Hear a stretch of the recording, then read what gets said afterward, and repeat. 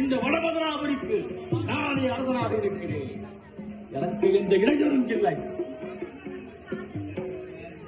ஓ, ஏதோ ஒரு துருப்புச் சீட்டு இருக்கின்றது. எதிராளியின் துருப்புச் சீட்டு. அதாவது முன்னாள் அரசரில் இந்நாள் அமைச்சர் இருக்கக்கூடாது. தப்பாச்சு, ரொம்ப தப்பாச்சு. இவனை என்ன செய்யலாம்? நாடு காட்டி விடுவோமா? வேண்டாம்.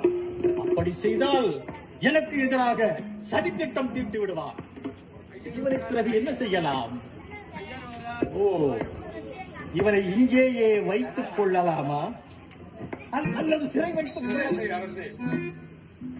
பதட்டப்படாதீர்கள், நான் இன்னும் எந்த முடிவுக்கும் வரவில்லையே.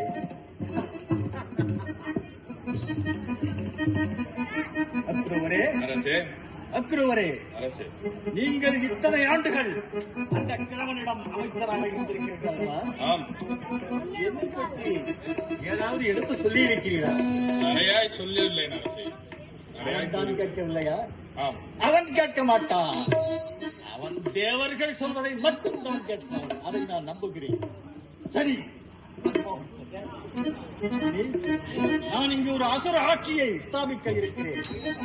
அதற்கு எனக்கு அமைச்சராக இருக்கிறேன். நம்பிக்கையாக நடந்து கொள்கிறார் அல்லது கூட இருந்தே குழி வைப்பது என்று சொல்கிறார்கள்.